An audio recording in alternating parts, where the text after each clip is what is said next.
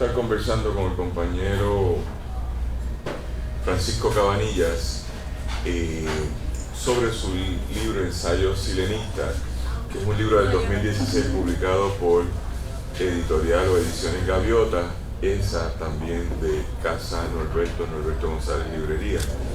Y nos encontramos hoy un día interesantísimo del país, donde el boicot a los pequeños y medianos comerciantes del país ha sido dirigido por el gobierno de Puerto Rico, que mandó a detener todos los negocios cuando los negocios no deben parar. Lo que debemos es controlar las epidemias por formas preventivas. Las formas preventivas son la salud, la limpieza continuamente, y dentro de esa conversación evitar los contactos y evitar tocar la superficie y llevarnos a la boca. Así que la prevención vamos a tener que dirigirla de otra forma, pero nosotros intentamos mantener el país en acción. Así que con el compañero Francisco Cabanillas de la Universidad Pública de Ohio, Bowling Green, que ha venido a Puerto Rico a varias actividades, pero una era esta, no podíamos decirle que no, ni vamos a suspender hasta nuevo aviso. Él rara vez viene a Puerto Rico, rara vez como cada 2 meses, pero dentro de esta conversación creo que la importancia era encontrarnos para este diálogo. Así que el libro, que no tenemos copia porque no hay tampoco aquí, te pregunto. Aquí creo que no hay, no sé si habrá en la Piedra. Bien, es un libro monumental dedicado al poeta nacional Iván Silén, que es una interpretación, por usar una palabra extraña, diatópica. No sé qué significa, pero suena bien. Una interpretación libre de la vida de Iván por parte del compañero Francisco Cabanillas, y es un texto de 170 páginas, el cual nos permite entender a través de lo que hace Francisco el quehacer cultural, literario e intelectual del compañero Silén. Así que con esa nota introductoria me gustaría hacer una pregunta bien general para después ir a las preguntas más particulares, que es ¿por qué tú escribes como tú escribes?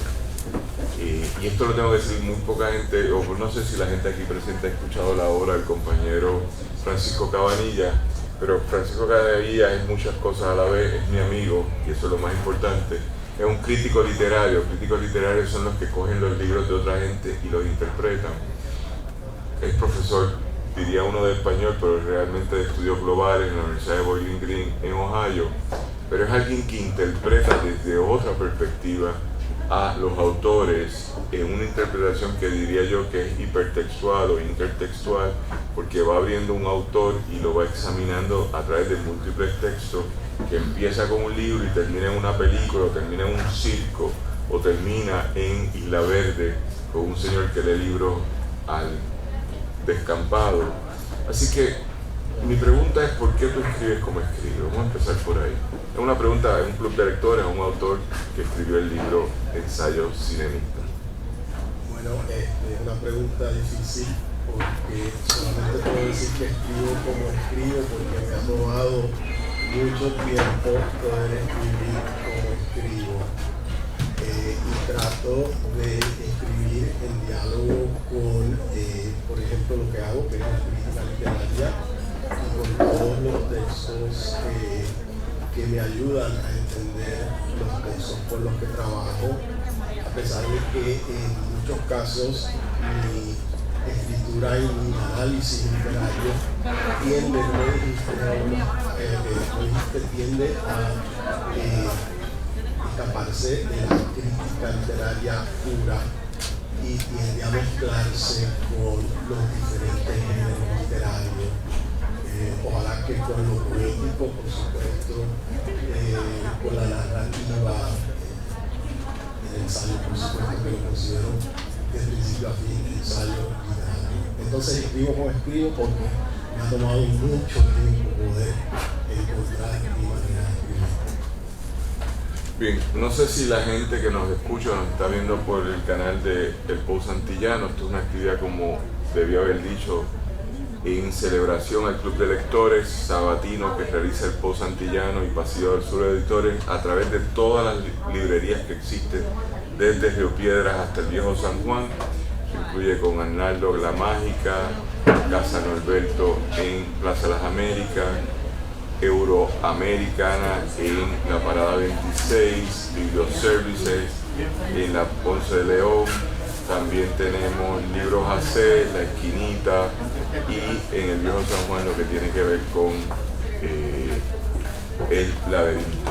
Así que es una actividad cultural que hacemos sabatinamente, que nos ha quedado bien en distintos momentos, pero que hoy está bajo acecho por el coronavirus y por las políticas de censura del gobierno estatal, que ha planteado algo increíble, que es detener la economía por una semana o 2 semanas de los sectores sociales, no de los sectores productivos. Las fábricas siguen produciendo y dentro de eso los sistemas mediáticos siguen trabajando, y el primer centro comercial del país, sigue abierto. Así que esto para los sectores pequeños y medianas empresas ha sido una demanda. Cuando yo cojo el texto que he leído una parte, no lo he leído completa porque estoy yo aquí en sustitución hoy de la compañera Iris Miranda, le pongo atención a la combinación en la estructura que tú haces entre citas originales del autor, citas poéticas o de la actividad creativa del autor, intercalado con citas de otros textos que tú traes, y luego una interpretación tuya que, vaya, eso es otra liga, esa es una liga de pelota que aquí no se juega, de béisbol, que es mucho más complicado. Así que tu primer texto es una cita de Iván Silén donde estableces: lo interesante de este libro es que no tengo memoria de serlo, sencillamente me acontece, me ha ido aconteciendo. El verbo acontecer significa que me antecede, que me ha madrugado, como diríamos por ahí. Y te preguntaría en ese punto de salida, ¿por qué escogiste esa cita de él? ¿Fue entrevista que le hiciste o fue algo que lo recogiste de otro lado? Sí, la cita viene de una entrevista muy larga que él hace con Félix Córdoba y con Félix. Y la cita a mí me impactó porque es una cita que plantea que el libro que él escribe no lo escribe tanto él, sino que el libro lo escribe a él. El libro le acontece a él como poeta filósofo. Entonces, en la medida en que mi libro quiere ser una reverencia a la escritura de Silén, pues empiezo con la cita para de ahí catapultar al lector hacia mi propio devenir y decir: mis ensayos silenistas me acontecen a mí, ¿no? Me han ido aconteciendo a lo largo de los 3 años que trabajé ese libro en diálogo con el autor. Entonces, el libro se fue haciendo según nosotros teníamos conversaciones y presentábamos los textos en el libro. Antes de entrar entonces a esa conversación de la estructura del libro, que son 5 capítulos, explícanos eso, ¿cómo se hizo este libro, Ensayos Silenistas? El libro se va haciendo a lo largo de 3 años de una actividad muy intensa de diálogo con Silén en términos personales, a través de email. Muchos de los artículos fueron presentados en la Universidad de Puerto Rico, en presentaciones que él hacía y me invitaba. Otros de los artículos fueron escritos por mí para medios, diferentes medios que después leía.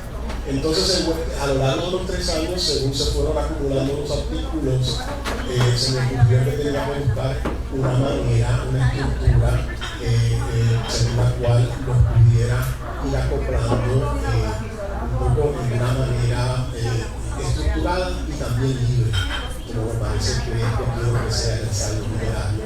Por eso tantas citas y tantas referencias a la literatura de Silén, porque me gusta que la literatura de él o la literatura con la que trabajo informe mi propio acercamiento, siempre y cuando se puedan dividir claramente las avenidas. Quien dice que la idea no es confundir mi discurso con el de Silén, sino ponerlo a dialogar y dejar que me influya a mí para crear entonces un tipo de diálogo.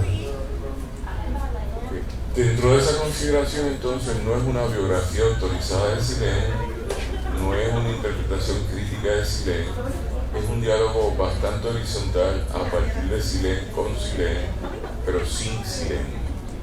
En todas esas variantes lo vas intercalando. Y ese juego, entonces, que yo veo cuando examino la obra, de la pluralidad de citas, es para recoger lo que él te dijo, pero lo que evoca lo que él te dijo, lo que tú interpretas de lo que él te dijo. Porque hay algo en tu estructura, en un libro como tú escribes todo, que tiene demasiados referentes, y en Puerto Rico puedo mencionar la gente que me hace pensar así, pero pienso inmediatamente en Carlos Nieves Mieres, a quien conoce, que uno lo lea y tiene que entrar en todos los referentes que me está trayendo. Por tanto, en esto que son tus ensayos académicos, periodísticos o de crítica literaria, el acto referencial es muy poderoso. Eso es una particularidad tuya de autor. Claro, el ensayo no es para nada una biografía de Silén, ni siquiera podría decir que es una crítica con C mayúscula, es un diálogo crítico abierto en el cual yo utilizo lo que ha escrito Silén para escribir lo que tengo que decir yo sobre Silén y sobre las cosas que escribe Silén. Entonces, por ejemplo, el punto de que Silén combina la poesía con la filosofía, a mí particularmente me atrae porque son dos temas que yo trato de articular en mis ensayos literarios. Y sí, pues no es para nada una biografía de Silén, a pesar de que yo planteo aspectos biográficos de Silén, ni tampoco intenta hacer una crítica certera, única de Silén. Es una respuesta a una literatura que vengo leyendo desde 1980, que siempre me ha llamado la atención por su irreverencia, por su dimensión poética, por su diálogo filosófico. Y entonces fueron 3 años de trabajo intenso, muy interesante, que terminaron en esta colección de ensayos. Entonces, ese primer capítulo está dividido en 5 secciones, y la primera sección se llama Bibliofilia. Y es interesante ese primer párrafo, porque son las cosas que tú haces. Tú creas una estructura dentro de estructura, dentro de estructura, dentro de estructura. Y a veces cuando te edito, que estoy publicando tus artículos en el Post Antillano, es complicado porque la estética es parte de tu contenido. Tú creas una estética de informarnos, y dentro de esa conversación uno tiene que ser muy respetuoso, porque la estética es contenido, no es meramente el título de una parte. Así que empezamos como empieza en el primer capítulo, después una cita que dice, hay 2 citas, una de Francisco José Ramos y otra de Iván Silén, pero empieza con un subacápite ahora llamado Perfil. A la pregunta inesperada, ¿quién es Iván Silén, nacido en 1944? Una respuesta directa. Un escritor boricua de la generación del 70 que ha desarrollado una obra variada y extensa: poesía, filosofía, ensayo, novela, cuento, teatro, crítica literaria, manifiesto. A partir de la carnalidad del poeta esquizo y el filósofo rebelde, nosotros estamos proponiendo no el filósofo artista de Nietzsche, no el filósofo poeta, sino el poeta filósofo. La posibilidad política y ontológica de que el filósofo ascienda hasta el poeta. Así que utilizando a Nietzsche creas esta expresión o esta frase. Por lo tanto, ¿por qué hablar de Silén? ¿Cuál es la importancia de sacar tiempo para hablar de Iván Silén? Es complicado porque es uno de nuestros grandes poetas, ahora con otra edad generacional, y donde los nuevos poetas, los nuevos referentes no necesariamente lo mencionan. Amigo de algunos poetas, menos amigo de otros poetas, una figura fuerte de la literatura puertorriqueña a partir de Nueva York en Puerto Rico, pero en Puerto Rico a partir de sí mismo. Bueno, como te dije, a mí siempre me ha interesado la literatura de Silén cuando la descubrí en 1980, y me ha gustado porque es una literatura metaficcional que precisamente está todo el tiempo reflexionando sobre la literatura en el momento en que escribe literatura. Me interesa mucho de Silén el hecho de que haya sido un poeta de la diáspora que se mantuvo escribiendo en español todos los años que estuvo viviendo en la diáspora. Me interesa mucho de Silén que no es particularmente considerado en el contexto canónico de Puerto Rico, aunque en algunos ámbitos literarios sería imposible no hablar de Silén. Es un escritor marginal, si se quiere, que ha sido tenaz en su determinación de crear su obra desde esa marginalidad en español a contraviento y marea. Me gusta el personaje de Silén porque en la literatura él crea un personaje que se llama Iván Silén. Es un escritor neocervantino que le gusta mucho jugar con la realidad y la ficción y que se tomó el trabajo de crear a lo largo de sus escritos poéticos, ensayísticos, novelísticos, un personaje que se llama Iván Silén. Entonces un poco recoge esa tradición, si se quiere, clásica del personaje literario, del respeto al personaje literario, del duelo literario, de vivir la literatura o de vivir la realidad desde la literatura, que a veces Silén con sus personajes está todo el tiempo confundiendo realidad y fantasía. Entonces, por muchas razones, el personaje de Iván Silén me pareció interesante, me parece muy interesante lo que ha hecho en la poesía, en el ensayo, en la novela, en el teatro. Además pinta y su pintura se conecta muchísimo con lo que él escribe. Entonces es un personaje que tiene mucha reflexión filosófica sobre los géneros literarios y que su literatura siempre está problematizando esa dimensión de la literatura desde la literatura. Me parece que es un escritor con una inventiva perversa, interesantísima, que crea mundos descabellados, siempre desde un trasfondo filosófico y poético interesante. Bien. Dentro de esa consideración, en tus 5 capítulos que dura este libro y que van exponiendo, me muevo al tercero, que presumo tiene algo que ver contigo, porque se llama Cabina Jazz, y tú eres Francisco Cabanilla. Así que hoy estoy buscando aquí la página de comienzo de ese capítulo para leer un párrafo inicial y un poco matizar dentro de esto cómo tú vas componiendo por los 5 capítulos, tienen sus capítulos, eso es importante decirlo, no es, tú te tomaste el tiempo de escribir esto y crear subdivisiones sobre las divisiones, pero en que es el que adopta algo de tu nombre, se llama Cabina Jazz, para Sergio, el conguero de Tijuana. En el Jazz Barún, entre la antigramática y la ortografía fonética, y ahí empiezas con una cita de uno de mis compañeros, el escritor Néstor Barreto: esto próximo hay que agregarlo a los hechos incomprensibles o misterios del siglo XXI, la indiferencia crítica y la actividad académica al corpus silénico. Luego tienes otra cita del compañero Néstor Rodríguez, donde dice: a Meléndez se le debe mucho. Lamentablemente su legado pasa por las más de las veces desapercibido. Y entonces nos devuelves tú nuevamente con tu subtitulaje en una fusión complicada de autores y poetas, cuando dice: Río Piedras, en la estantería del bar, una hilera de libros, todos del mismo autor, zigzagueaba en forma de cine, ebria de sí, sinestésica y rubendariana. Se sentía tan larga como era verosimilitud. Un poco más de 20 teclas. El olor a mirra. Se me ha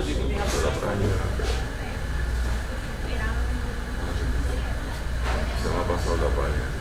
El olor a mirra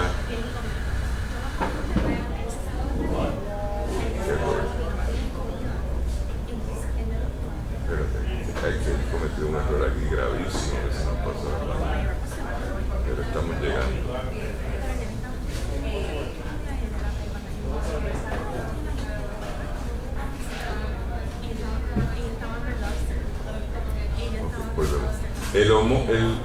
El olor a mirra venía de lejos. El escritor aledaño, 2 libros de otro escritor, José Ramón Chemelende, esperaban uno encima del otro, una lectura mascabel, sobre todo el ensayo poético El fondo de la máscara 2007, rostro de una nueva cara vieja neobarroca. Por esa simetría entre la hilera del libro y los 2 ejemplares puestos sobre la mesa, el encuentro entre los poetas será desigual, demasiado desigual, pues este que bebe de esa literatura con la copa rota y la piel manchada de tinta ha sido más lector del primero, Silén, los poemas de Filemel en 1936 con los del segundo José Ramón Chemelende en La Casa de la Forma, 1997. Ante esta desigualdad nada como un trago justo, que brega simétricamente con las diferencias. Iván, prenden y apagan las luces del bar, hay un olor a Dios en todo el inodoro, el miedo del pantócrata. Explícame, ¿cuál es ese diálogo que tú has creado, si alguno? Capítulo 3 toma su título de un conguero mexicano que toca jazz latino, cuyo apellido es el mismo mío, Cabanillas, L-L-A-S, y él creó el concepto de Cabanillas, J-A-Z, Z como si fuera jazz, ¿no? Entonces de ahí parte el término para establecer un artículo sobre las diferencias entre la escritura de Iván Silén y la de Chemelende, en términos de la ortografía política de Chemelende y el mundo alucinante de Silén. Empiezo con una cita que has leído, que es más bien una combinación de textos de Silén y textos míos, que persiguen como objetivo a mí el ensayo a un diálogo en el contexto de un bar donde se toca jazz, donde estos mundos imaginarios de estos 2 escritores muy idiosincráticos de Puerto Rico establecen un tipo de diálogo alucinante.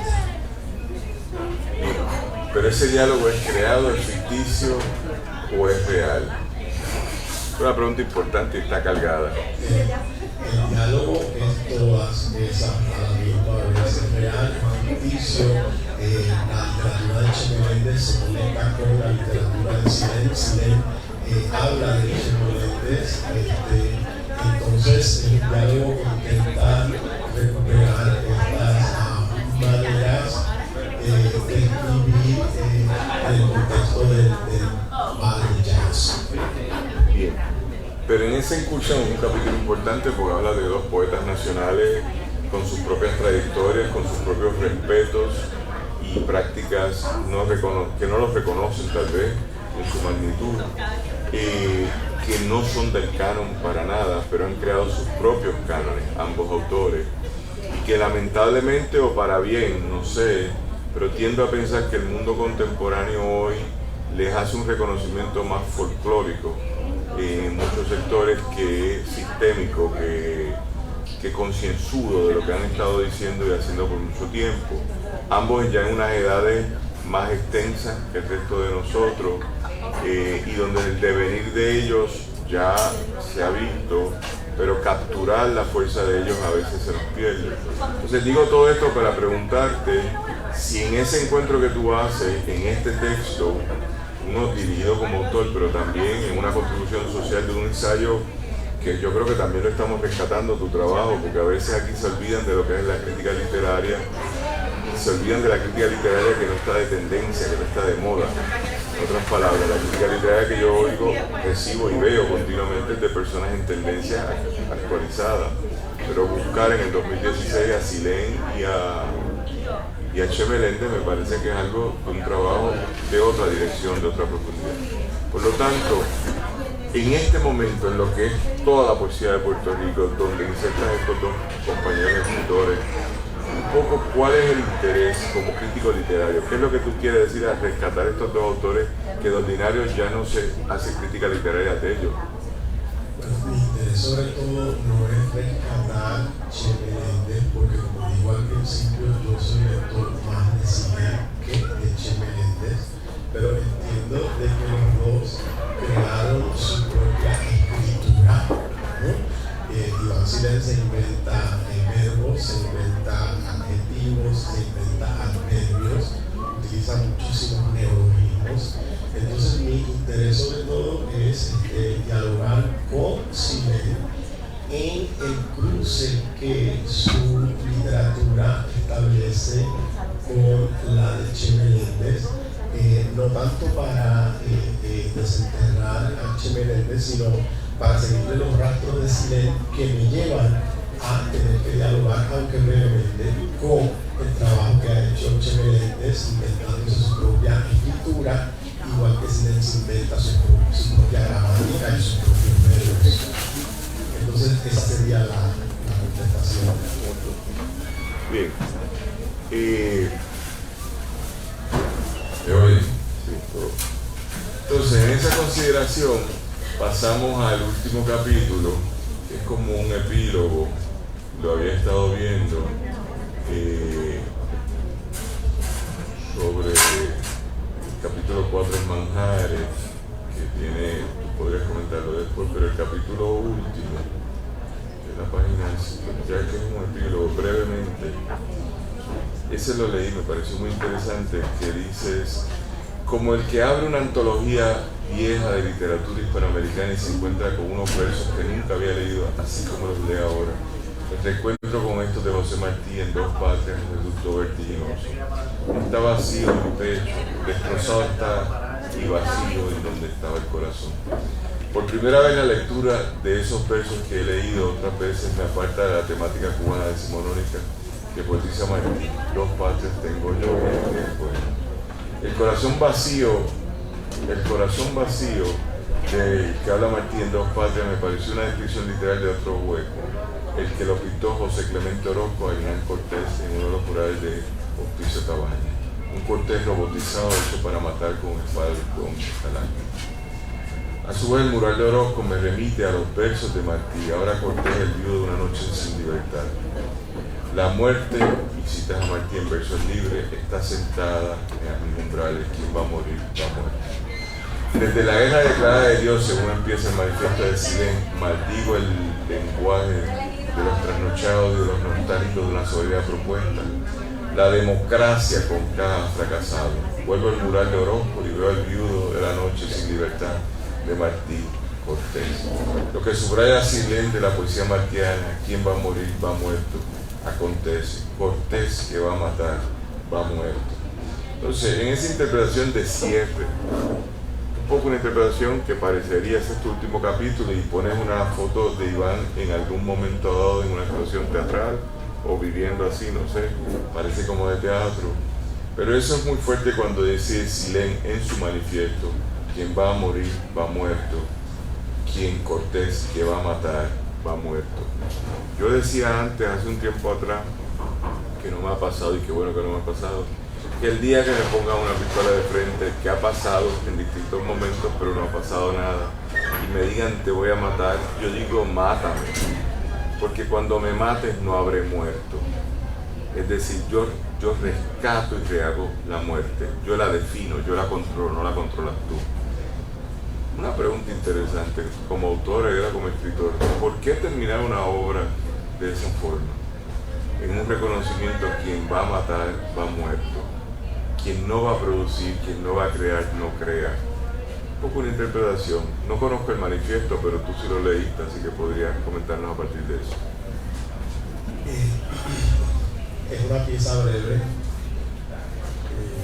que se titula brevemente y sobre todo es una reacción a un poema de Silén que dice algo así como que José Martí es imprescindible, y luego pues sucede más o menos lo que tú acabas de leer, que la cita de Silén me lleva a pensar en esa pintura de Orozco en la cual aparece en la Cortés como un robot sin corazón, dispuesto a matar al indígena que tiene pisado en los pies. Y entonces nos surge la idea de que ya él va muerto. La manera en que termina el libro, pues quiere ser con un capítulo muy breve que termine con esa resonancia de la conexión que hay entre la poesía de Martí, la pintura de Orozco y la reflexión de Silén. Entonces lo que intenta más que nada es como crear una cámara de resonancia que apunte a estas intersecciones, que de alguna manera son intersecciones que he venido subrayando y provocando a lo largo del libro, pero lo hago en esta última ensayo de la manera más breve posible. Entonces, un impacto, una resonancia para establecer todas esas intertextualidades. Esto es un detalle interesante, porque en 2 páginas tú me has puesto a buscar a José Martí, pero José Martí en varios poemas, y en 2 páginas me has puesto a ver una obra de los muralistas mexicanos, varias obras, porque no solo es la de Orozco, citan otra más, de los muralistas mexicanos. Y entonces de repente esto es como leer un texto con correcciones de enlace, hipertexto, hyperlink, como diría en inglés, que me lleva entonces a buscar cosas. Y esa resonancia es como una obra expansiva, para que haya un movimiento, para que haya algo. Pero es curioso en la selección de autores que ese sea tu último capítulo, un capítulo de despedida. Por lo tanto, ¿cuál es tu apuesta en este trabajo sobre el quehacer de Iván Silén? Que a mí me parece un tipo interesante. Yo lo conocí en Nueva York, yo no lo he seguido muy de cerca, lo he visto aquí cuando he estado, las distintas temporadas que he estado en Puerto Rico, que es alguien que no ha controlado, no ha tenido filtros para controlar, ha dicho lo que hay que decir en distintos momentos, que creo que eso es una gracia de un escritor, que ha sido comprometido con su obra y no comprometido con los que lo hacen comprometerse. Pero despedirlo de esa forma en este trabajo, que no sé cuántos trabajos similares se han publicado en los últimos 5 años sobre la obra de Iván Silén, así que pensaría que este es el único de los últimos 5 años en Puerto Rico, pues me es provocador, así que me interesaría tu reacción sobre eso. La reflexión no va tanto en términos de que Silén vaya a matar estando muerto, no va tanto en términos de contenido que hay en la reflexión, sino más bien, como dije, en la resonancia del adverbio, que de alguna manera lo que pienso de la literatura de Silén es que ha establecido su obra a lo largo de los años 70, replanteándose las ideas que siempre le han parecido interesantes, y creo que tiene 2 puntos que son bastante innovadores. Uno, lo mencionaste, que es el punto en el cual él establece que la función de su literatura es elevar al filósofo a la categoría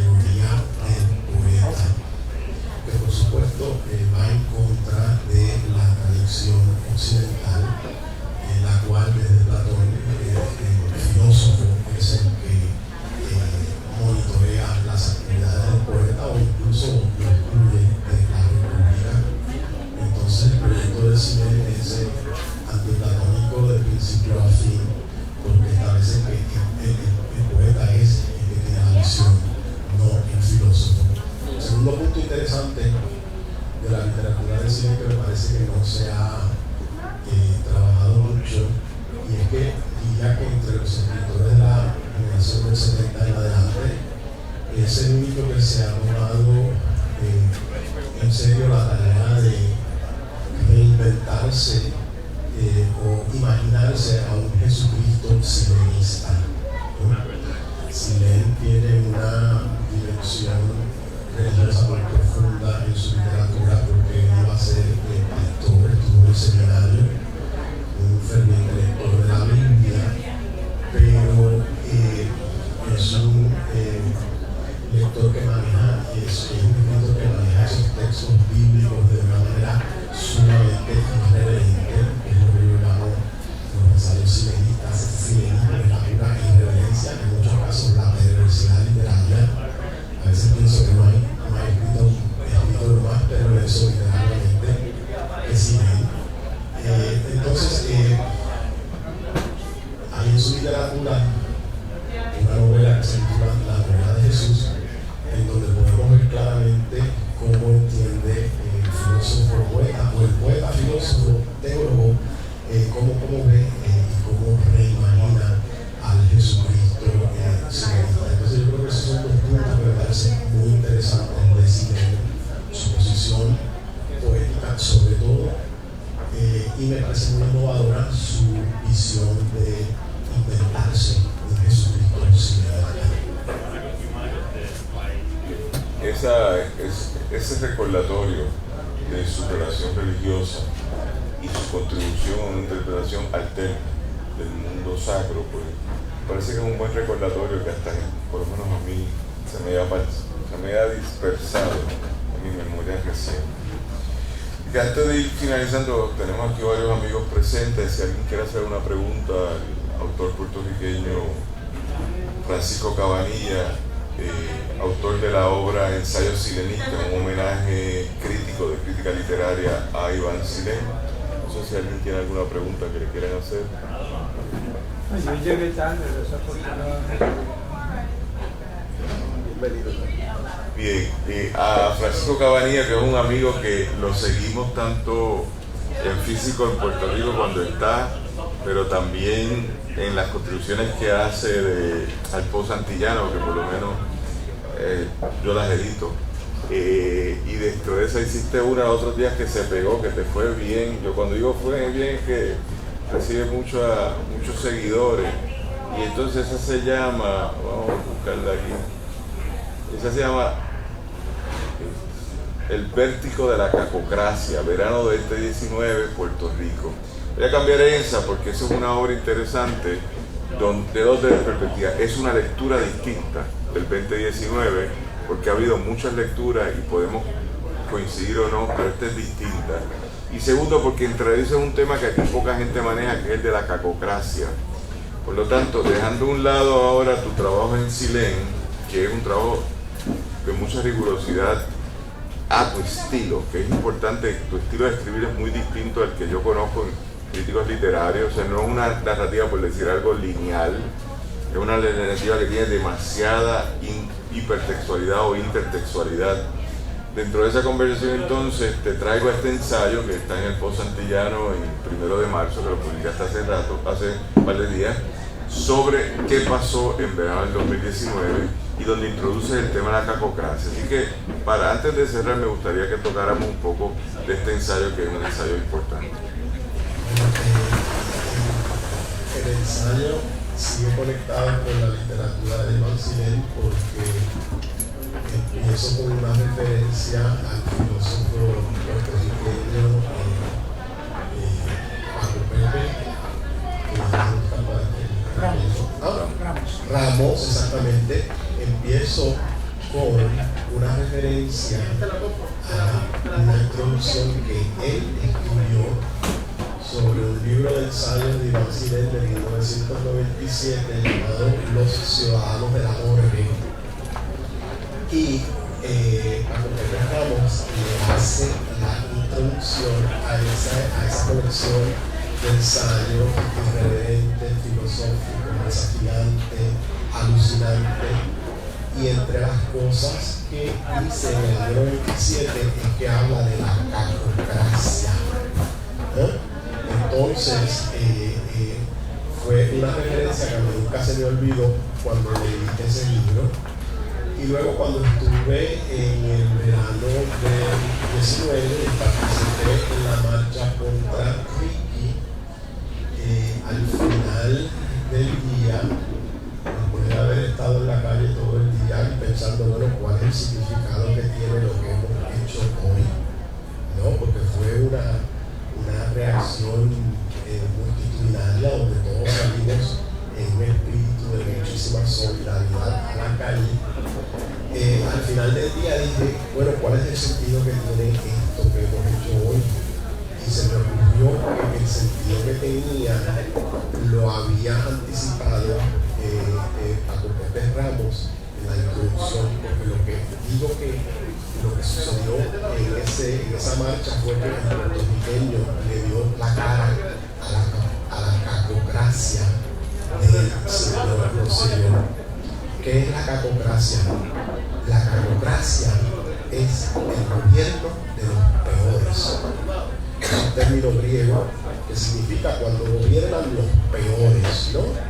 Y entonces, ¿por qué fue que nos tiramos por la calle todos? Porque le dimos la cara al gobierno de los peores y los puertorriqueños dijeron no. Ya tenemos una cacocracia enorme con Trump en Estados Unidos, cuyo gobierno está hecho de los peores elementos posibles. Nosotros en Puerto Rico no vamos a permitir otra cacocracia como la de Trump. Entonces, de esa manera es que un poco interpretando lo que pasó ese día todavía se conecta con la literatura de cine. Pero esto es una reflexión que podemos hacer 8 meses después, porque en la cacocracia de los peores, pero siguen los peores gobernándonos, repitiendo los mismos errores, y según las encuestas periodísticas que nos comparten en este país, deben revalidar en las próximas elecciones. Entonces, ¿cuál es el desfase o la integración entre repudiar una cultura de cacocracia y sostener una cultura de cacocracia? O sea, llega un punto que no sé, y como tú vienes de literatura, por ejemplo, tú tienes una interpretación más válida que la que yo puedo tener desde las ciencias políticas o jurídicas. Creo que los puertorriqueños le dieron la cara a la cacocracia en el verano de julio del 2019, pero un poco estamos como que de cierta manera obligados a seguir votando por los peores. El sistema no provee otras alternativas y sería catastrófico que al final de todo lo que ha pasado por las circunstancias tan anómalas de estas elecciones que vienen para el 2020, sería catastrófico que tuviéramos que votar por la cacocracia de Pierluisi. Pero es algo que no es completamente imposible porque no están dadas las alternativas y el pueblo como que se siente obligado a votar por los mismos, a pesar de que hay intentos como Acción Ciudadana que intentan presentar Movimiento Victoria Ciudadana que intentan presentar una alternativa, pero en el gobierno de los peores a veces no hay alternativas para votar por los mejores. Bien, entonces el problema con el concepto de la cacocracia, que es que a mí como práctica discursiva en una narrativa contestataria se queda en el reino de los liberales y no se transforma en el reino de los radicales. Y eso, yo que llevo siguiendo tu debate de la cacocracia y ya lo he visto en otros lados, se puede quedar simplemente, o es suficiente decir, son los peores. Y así que nosotros, luego del verano del 2019, no vemos una traducción de la erradicación, por pulverización. Usted usa términos muy cuidadosos porque estamos grabándolo, pero es como la desaparición de los peores. Eso como que no, seguimos viviendo. que sí, estamos rodeados por el gobierno de los peores, porque eso es el neoliberalismo. El neoliberalismo es el gobierno de los peores, lo cual no quiere decir que estemos obligados a la postura liberal. Ya dentro del pueblo claramente que cuando la democracia asusta, la gente se tira a la calle y mantiene tenazmente su decisión de obligar a los peores a que se vayan. Entonces, a pesar de que quizás volvamos a votar por los peores, no necesariamente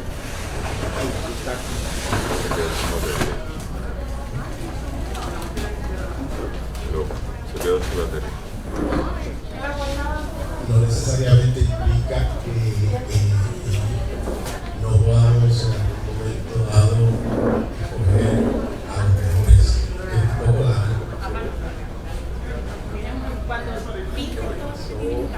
Sigue hablando, por favor. Lo que pasó en el verano fue ese intento de radicalizar, ir más allá de conformismo, ¿no? Entonces yo creo que la reacción a la democracia puede ser, y los puertorriqueños definitivamente pueden tornarla en una propuesta radical y revolucionaria. Bien, finalmente, antes de terminar esta sesión, porque el micrófono nos está fallando, ¿de qué escribes en estos días?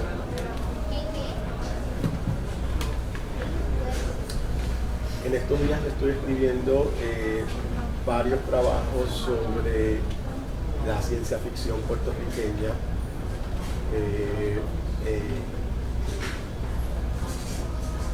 sobre la ciencia ficción puertorriqueña. Bien, pues, y también tenemos un proyecto pendiente. Tenemos el proyecto pendiente de publicar varios artículos de los que he publicado en el Post Antillano, que se supone que salga, o por lo menos que yo te envíe el manuscrito en mayo. Entonces ese proyecto es interesante, y el título del trabajo sería Espina que esputa libertad.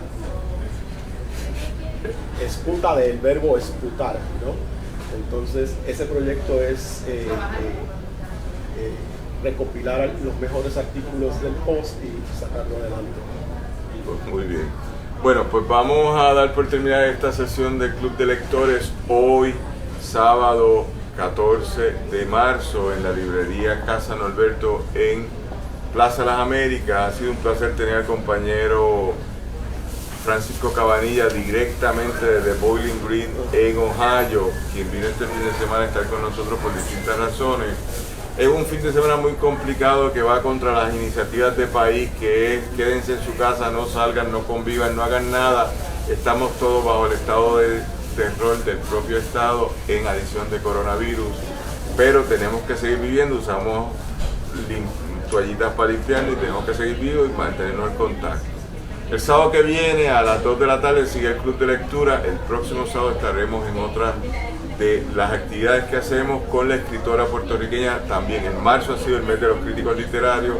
Tuvimos el sábado pasado a la compañera Carmen Centeno Añese con su trabajo de intelectuales y ensayos, que lo comentó la emergente escritora y joven intelectual, aún universitaria, Valeria Herbonies Flores. Hoy hemos estado contigo, excusamos a la compañera Iris Miranda, que por razones personales del coronavirus y asuntos relacionados no pudo llegar, pero el sábado que viene estaremos en Librería La Esquinita con la escritora puertorriqueña, destacada activista de los derechos por la igualdad de múltiples cosas, incluyendo lo racial, Maris Ramos Rosado, con su libro Destellos de la Negritud, y va a ser comentado por la escritora puertorriqueña María Zamparelli.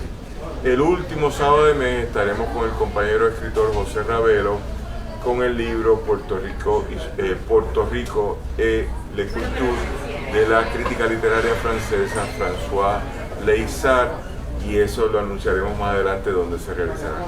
Así que los dejamos, amigos, a nombre del Post Antillano, de Pasillo del Sur Editores y del contingado de gente que hacemos esto posible. Gracias por estar con nosotros y le vamos a dar un fuerte aplauso al compañero Cabanilla. Gracias. Gracias.